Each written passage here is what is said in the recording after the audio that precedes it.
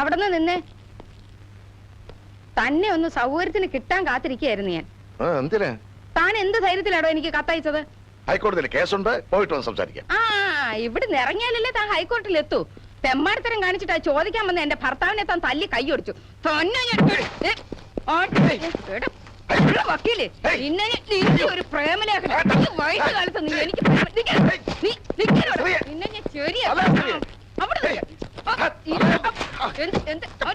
കൊല്ലി ഞാൻ നിന്നെ നിന്റെ എഴുതരുത് ആർക്കും. നിന്റെ ഒരു അയ്യോ അയ്യോ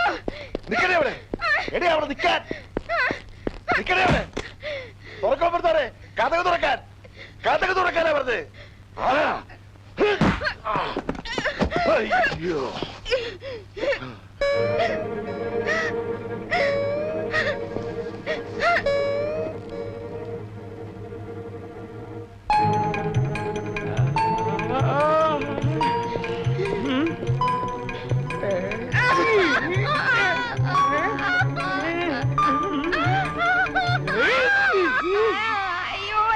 ഭദ്രകാളി, നീ ഇത്രയും വലിയ വഞ്ചകയാണെന്ന് ഞാൻ മനസ്സിലാക്കിയില്ല. പട്ടാപ്പകല് ഞാൻ അപ്പുറത്തുള്ളപ്പോ കാമുകനെ വിളിച്ച് അകത്ത് കയറ്റിയെങ്കിൽ എനിക്ക് മതി, എല്ലാം മനസ്സിലായി.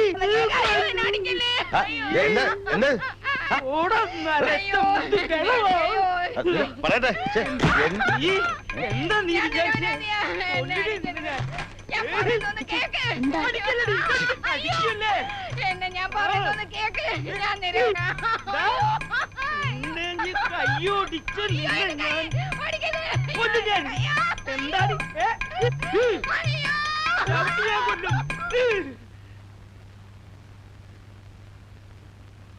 എന്റെ കർത്താവെ, ഏതൊന്ന് കാഞ്ഞൂന്നാ തോന്നണേ. ചിലപ്പോ രണ്ടെണ്ണം കഴിഞ്ഞിട്ടുണ്ടാവും. എന്റെ മാതാവേ, മിണ്ടരുത്. തൃപ്തിയായില്ലേ? താൻ എവിടത്തെ മുത്തച്ഛനാടോ? ഒരു വീടിന്റെ നാഥനാവുമ്പോ എല്ലാവരിലും വേണം ഒരു കണ്ണ്. ഇവിടുത്തെ തോന്നിവാസികളെ നിയന്ത്രിക്കാൻ പറ്റിയില്ലെങ്കിൽ താൻ എവിടത്തെ മത്തച്ഛനാടോ? താൻ ഇതിനെ അനുഭവിക്കും. അനുഭവിക്കണോ? നോക്കിക്കോ. എന്റെ കൈക്ക് ശക്തി ഉണ്ടായിരുന്നെങ്കിൽ തന്റെ കരണ കുറ്റിയടിച്ച് ഞാൻ ഉത്സവപ്പുറമ്പാക്കിയാലേ. എന്നെ തല്ലി കൊന്നാലും വേണ്ടില്ല. നീ പോടി. സത്യം നിങ്ങളൊന്ന് മനസ്സിലാക്കണം. സത്യം ഞാൻ നേരിട്ട് മനസ്സിലാക്കടി. അയ്യോ, നീ അവന്റെ കൂടെ പോയി പുറത്തോ. അയ്യോ, അങ്ങനെ പറയല്ലേ. വക്കീലിന്റെ കൂടെ പോയി പുറത്തോളാം. ദൈവദോഷം പറയരുത്. ദൈവദോഷം പറയണേ. മോഹൻലാലിനെ കണ്ടാളകില്ല, മമ്മൂട്ടിയെ കണ്ടാളകില്ല. നിന്നെ എനിക്ക് മനസ്സിലായിടി. ആ ലോട്ടറി ടിക്കറ്റും വിറ്റ് കിടന്നപ്പോ മനസ്സിന് കുറച്ച് സമാധാനങ്ങളും ഉണ്ടായിരുന്നു. ഇവിടെ വന്നപ്പോ അതും പോയി. സാറേ, ഈ ഫാക്ടറിയുടെ അടുത്ത ആകെ ഇളകിയിരിക്കുക. ഓ, അപ്പൊ ഈ കെട്ടിടം അത്രയ്ക്ക് പഴയതാണല്ലേ. ജോലി നടക്കുന്നതിനിടയ്ക്ക് ഇടിഞ്ഞു വീണ ആള് തട്ടിപ്പോവല്ലോ. ഏത് ഭാഗമാ ഇളകിയേ? സാർ പ്ലീസ്, ആ അടിത്തറ അല്ല ഈ അടിത്തറ. ഞാൻ ഉദ്ദേശിച്ചേ സാമ്പത്തിക അടിത്തറയാ. ബാങ്കിലാകെ കടം, കമ്പനി ഓടിയില്ല ഓടുന്നു. ഇതുപോലെ മുങ്ങിക്കൊണ്ടിരിക്കുന്ന ഒരു കപ്പലിലേക്ക് സാർ എന്തിനാ എന്നെ വലിച്ചു കയറ്റിയത്? തെളിച്ചു പറ. ബാലൻസ് ഷീറ്റ് ഒന്നും സാർ നോക്കാറില്ലേ? ലക്ഷക്കണക്കിന് രൂപയുടെ ഡെഫിസിറ്റ് ഉണ്ട്. ധാരാളം റോ മെറ്റീരിയൽസ് പർച്ചേസ് ചെയ്തായിട്ട് കണക്കിൽ കാണാം. പക്ഷേ ഫിനിഷ്ഡ് പ്രോഡക്ട്സ് എവിടെ? എക്സ്പോർട്ട് ചെയ്തോ? എങ്കിൽ അതിനുള്ള രേഖ എവിടെ? എനിക്കൊന്നും മനസ്സിലാകുന്നില്ല. പിന്നെ സാർ എന്ത് മേൽനോട്ട് അവിടെ നടത്തുന്നത്? വന്നേ, കാണിച്ചു തരാം. വാ. മീര മോഹൻദാസിന് ഒരു രജിസ്റ്റേർഡ് ലെറ്റർ വന്നിട്ടുണ്ട്. മീര മോഹൻദാസ് സാർ, ആ കുട്ടി വരുമ്പോ എന്നെ വെറുതെ പരിചയപ്പെടുത്തൊന്നും വേണ്ട സാർ. ഞാൻ വെറും ഒരു പോസ്റ്റ്മാൻ ആണല്ലോ. എന്ത് പരിചയപ്പെടുത്താൻ? May come in sir? Yes sir, നമുക്ക് പിന്നീട് സംസാരിക്കാം. ഈ രജിസ്റ്റേർഡ് ലെറ്റർ ആയതുകൊണ്ട് നമ്മൾ സൈൻ ചെയ്യുന്നത് വളരെ ശ്രദ്ധിക്കണമല്ലോ. Good morning sir. Morning. America ഒരു ലെറ്റർ ഉണ്ട്. എവിടെ സൈൻ ചെയ്യണം? സൈൻ ചെയ്യണം നിർബന്ധമില്ല. മിസ്റ്റർ ബാബുരാജ്, എഴുത്ത് കിട്ടി എന്ന് ഉറപ്പുവരുത്താൻ വേണ്ടി ഈ സാഹസം ചെയ്തതാണ്. എനിക്ക് പറയാനുള്ളതെല്ലാം ഇതിലുണ്ട്. ദയവ് ചെയ്ത് വായിക്കൂ. എന്റെ ഹൃദയ രക്തത്തിൽ ചാലിച്ച് എഴുതിയ വാക്കുകളാണ് എല്ലാം.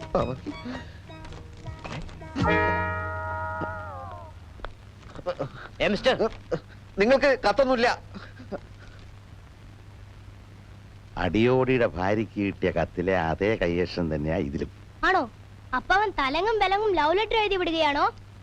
മുത്തച്ഛ, ഇവൻ അടിയല്ലാതെ വേറെ മരുന്നില്ല. വേറെ മരുന്ന് നമുക്ക് കണ്ടുപിടിക്കാം. അങ്കിളല്ലേ പറഞ്ഞത് ആ കത്തിൽ നിറച്ച് കോടതി ഭാഷയാണെന്ന്? ആയിരുന്നു. എനിക്ക് തോന്നുന്നത് ആ കത്ത് വക്കീല് പറഞ്ഞു കൊടുത്തിട്ട് ബാബുരാജ് എഴുതി. ഈ കത്ത് ബാബുരാജ് തനിച്ചെഴുതി. ഇതിൽ കോടതി ഭാഷയില്ല. വക്കീൽ അങ്കിളിന് ഇതിലെന്താ ഇത്ര ഇൻട്രസ്റ്റ്? അയാള് മൊത്തം കുഴപ്പമാ. ഹൈക്കോടതിയിലും സുപ്രീം കോടതിയിലും ഒന്നും അയക്കും ഒരു കേസും ഇല്ല. ഇതുപോലുള്ള ചൂഷണവും തട്ടിപ്പോ ആ മെയിൻ ജോലി. എത്രയും പെട്ടെന്ന് ഇതിനൊരു സൊല്യൂഷൻ ഉണ്ടാക്കിത്താ അങ്കിൾ. സമാനിക്ക് ആലോചിക്കട്ടെ. ക്ലാര ചേച്ചിക്ക് നോവല് വായിക്കാൻ ഇഷ്ടമാണല്ലേ? ആരാ പറഞ്ഞേ? പറഞ്ഞത് ആരെങ്കിലും ആവട്ടെ. ഇഷ്ടമാണോ? അതെ. കണ്ടോ, അപ്പൊ ഞങ്ങളെക്കാൾ കൂടുതൽ അങ്ങേര് ചേച്ചി ശ്രദ്ധിച്ചിരിക്കുന്നു. ആര്? ബാബു അങ്കിൾ. അയാളെന്ത് പറഞ്ഞു? എന്തു പറയാൻ, എപ്പ കണ്ടാലും ക്ലാര ചേച്ചിയെ പറ്റി ചോദിക്കാനേ നേരമുള്ളൂ. ക്ലാര ചേച്ചി ഉണർന്നോ, പള്ളിയിൽ പോയോ, ഊണ് കഴിച്ചോ? അല്ല, എന്താ അതിന്റെ അർത്ഥം? അയ്യോ, എനിക്ക് തോന്നിയിട്ടില്ലല്ലോ പുള്ളിക്കാരൻ എന്നെ ശ്രദ്ധിക്കാറുണ്ടെന്ന്. ആരെങ്കിലും കണ്ടാലോന്ന് പേടിച്ചിട്ടായിരിക്കും. ഇപ്പൊ എന്നെ വിളിച്ചിട്ട് പറയാ ഈ വീക്കിലി ആരെയും കാണാതെ ചേച്ചിക്ക് കൊടുക്കണോന്ന്. ഇതിലൊരു ബെസ്റ്റ് നോവൽ ഉണ്ടത്രേ ചേച്ചിക്ക് വായിക്കാൻ. ആ മുത്തച്ഛൻ.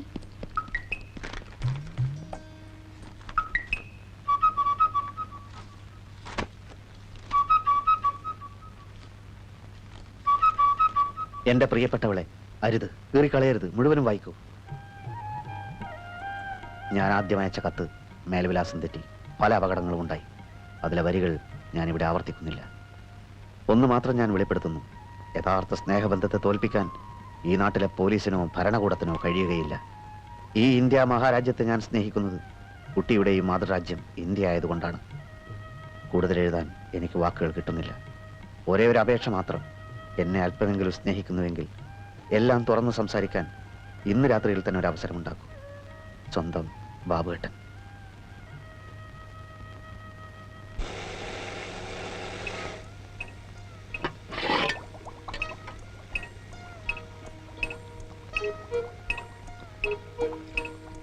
ഡീഡി, എന്താ ഇത്? അരി. അതെനിക്ക് മനസ്സിലായി. അരി കഴിയാതെയാണ് അടുപ്പത്തിടുന്നത്. ഞാൻ കരുതിയത് പോയി കഴിയിട്ട് പാടി. ഞാനിവിടെ അരിഞ്ഞു വെച്ച ഉള്ളിയോ? ഉള്ളി. ഉള്ളി അയ്യോ, അത് ഞാൻ അറിയാതെ എടുത്ത് മിക്സിയിലിട്ടു. മൂപ്പിക്കാൻ വെച്ച ഉള്ളി എടുത്ത് മിക്സിയിലിടെ. നിനക്ക് എന്താ വല്ല ഭ്രാന്ത് പിടിച്ചാ? കൊണ്ടാടി, പോടി പോടി. നീ ഇന്ന് അടുക്കളയിൽ കടന്നു പോവരുത്. താങ്ക് യു അമ്മച്ചി.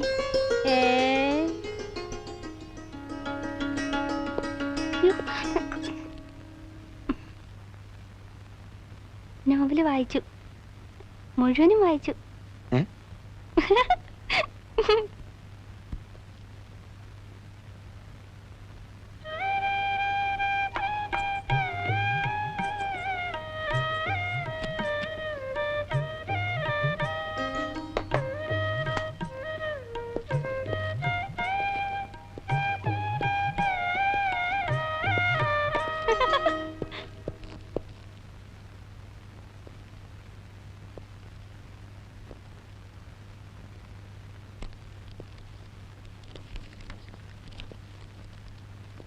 നല്ല ഇനം ചെമ്പുപാത്രങ്ങൾക്ക് മുസലിയാർ പാത്രക്കട. എനിക്കതിനെ ഇപ്പൊ ചെമ്പുപാത്രം. എഴുത്ത് കിട്ടി. എല്ലാവരും ഉറങ്ങിക്കഴിഞ്ഞതിന് ശേഷം അടുക്കള ജനാലക്കൽ വരുമോ? സംസാരിക്കാം. ഒരു പെൺകുട്ടിയുടെ ചിരി കേട്ടല്ലോ ഇവിടെ. മീര വീണച്ചാ. അയ്യോ, വീണോ? എന്നിട്ട് എന്തെങ്കിലും പറ്റിയ കുട്ടിക്ക്? എന്റെ എഴുത്തിൽ അവൾ വീണെന്നാ ഞാൻ പറഞ്ഞത്. ഇതാ നോക്ക്. എങ്ങനെ? ഇനിയെല്ലാം വെടിയും തീയും പോലെ സംഭവിക്കും. എല്ലാവരും ഉറങ്ങിക്കഴിഞ്ഞതിന് ശേഷം അടുക്കള ജനാലക്ക്. എന്തിനാണോ സംസാരത്തിന് അടുക്കള ജനാല തിരഞ്ഞെടുത്തത്? എടാ മണ്ട, അവളുടെ മുറിയിലാകുമ്പോ മറ്റു പിള്ളേർ അറിയില്ലേ? എനിക്ക് തോന്നുന്നത് കുഞ്ഞമ്മയുടെ സപ്പോർട്ട് ഉണ്ടാവും ഈ പരിപാടിക്കെന്ന. വലിയ വീട്ടിലെ പെൺപിള്ളേരുടെ പ്രേമത്തിന് എപ്പോഴും ഒത്താശ ചെയ്ത് കൊടുക്കുന്നത് അവിടുത്തെ വേലക്കാരികളായിരിക്കും. ഓഹോ, ഓ, എത്രയും പെട്ടെന്ന് രാത്രിയായ മതിയായിരുന്നു.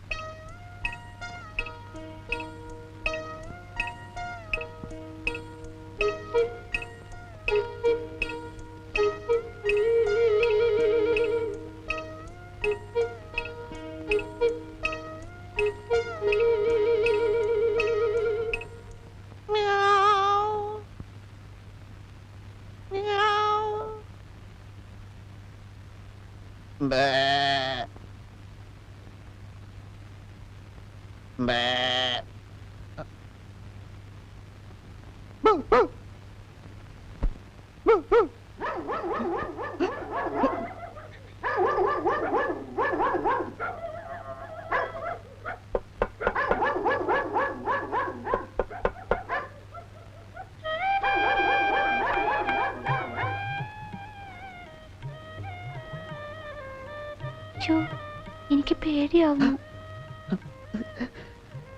ഇത് ഞാനല്ലേ, ബാബുവേട്ടനല്ലേ? ആദ്യം പൂച്ച കരഞ്ഞതും ബാബുട്ടനായിരുന്നോ? അതെ, ആട് കരഞ്ഞതും പട്ടി കുരച്ചതും ഒക്കെ ഞാൻ തന്നെയാ.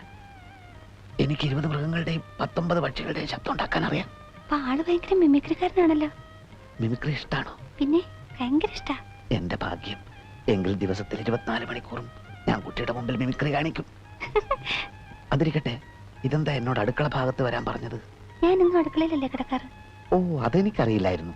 ഞാൻ പോലും അറിയാതെ എന്നെ ഇങ്ങനെ ഒരാൾ സ്നേഹിക്കുന്നുണ്ടെന്ന കാര്യം എനിക്കും അറിയില്ലായിരുന്നു. ആദ്യം ഒരു കത്തയച്ചിരുന്നു. അത് മേൽവിലാസം തെറ്റി. അത് ഒരു കണക്കിന് നന്നായി. സത്യം പറ, എന്നെ ഇഷ്ടമാണ്. എന്തൊരു ചോദ്യം അത്. ഇഷ്ടമല്ലെങ്കിൽ വരാൻ പറയൂ. എനിക്ക് വിശ്വസിക്കാൻ കഴിയുന്നില്ല. എന്നോട് ഇത്ര പെട്ടെന്ന് അടുക്കുമെന്ന് ഞാൻ കരുതിയില്ല. എനിക്ക് അവിശ്വസിക്കാൻ പറ്റാത്തത് ബാബുവിനെ ഇഷ്ടപ്പെടാതിരിക്കാൻ മാത്രം ഞാൻ അത്ര വലിയ ആളാണോ? പ്രായത്തിന്റെ കാര്യത്തിൽ എനിക്ക് ചെറിയൊരു സംശയം ഉണ്ടായിരുന്നു. എന്ത് പ്രായം? ബാബുവിന് എത്ര വയസ്സായി? 33. അല്ലല്ല, 29. അത്രയല്ലേ ഉള്ളൂ. എനിക്ക് 22 ആയി. 22? ഞാൻ വിശ്വസിക്കില്ല. സത്യമായിട്ട് 22 ആയി. 18 ആയതേ ഉള്ളൂ എന്നാണല്ലോ. കൃത്യനിഷ്ഠയുള്ള ജീവിതം ആയതുകൊണ്ട് വയസ്സ് കുറവേ തോന്നും. അതാ.